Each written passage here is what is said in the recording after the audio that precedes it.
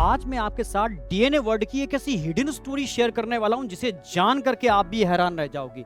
मैं बात कर रहा हूं 3D structure of DNA. Yes, आपको पता होगा वाटसन क्रिक और मॉरिस विल्किंस को इसके लिए 1962 में नोबेल प्राइज से सम्मानित किया गया था। बट कोई और भी था जो दिन और रात मेहनत करके सटीक डेटा और एनालिसिस के साथ इस पर काम कर रहा था। वो थी रोसलैंड फ्रैंकलिन। बट फ्रैंकलिन को उसका क्रेडिट क्यों नहीं मिला? आखिर क्या उनके संग कोई चीटिंग हुई थी? यस, मैं यही बात करने वाला हूं। 1920 में बेटा फ्रैंकलिन का जन्म हुआ था। ये वो समय था जब लड़कियों को पढ़ने का मौका नहीं मिलता था।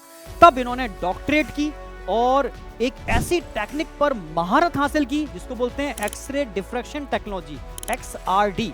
इसमें एक्सरे के डिफ्रैक्शन पैटर्न की हेल्प से किसी भी अणु या परमाणु, ठीक है, के ये टेक्निक इंटरेक्ट करती है, उसके 3D मॉडल को डिजाइन किया जा सकता है। बिल्कुल, इस टेक्निक पर इनकी महारत हासिल थी और वो समय था जब लोगों में बड़ी प्रतिस्पर्धा थी कि भाई डीएनए का स्ट्रक्चर कैसा होता है, single standard, double standard, helical, straight, कैसा स्ट्रक्चर होता है। तब इन्होंने अपनी कड़ी मेहनत, डेडिकेशन के साथ दिन और रात मेहनत करके इस टेक्निक का यूज करके डीएनए के 3D स्ट्रक्चर को, ठीक है, फोटोग्राफिक फिल्म पर तैयार किया। और बड़ी फेमस फोटोग्राफिक फिल्म थी उसकी फोटो 51, और नो डाउट बड़ी फेमस भी हुई थी आगे जाकर के फोटो 51। तो उस डेटा को उन्होंने वहां कलेक्ट किया। बट उनकी लैब में कोई था जो उनसे ज्वेलसी रखता था।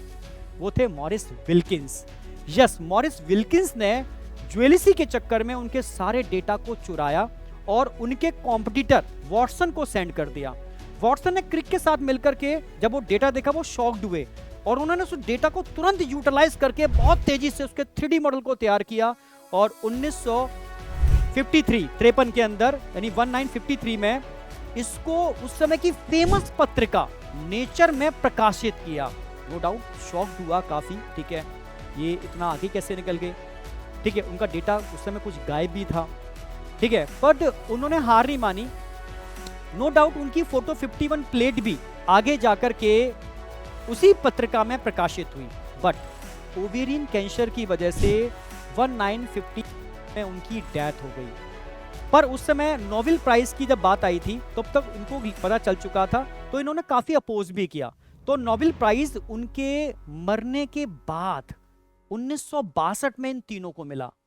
पर आज की डेट में डीएनए वर्ड में बड़ी इज्जत के साथ रोसलैंड फ्रैंकलिन का नाम लिया जाता है। पर ये आप कमेंट में बताओ, क्या उनके संग सही हुआ था? ये कमेंट में आप बताना।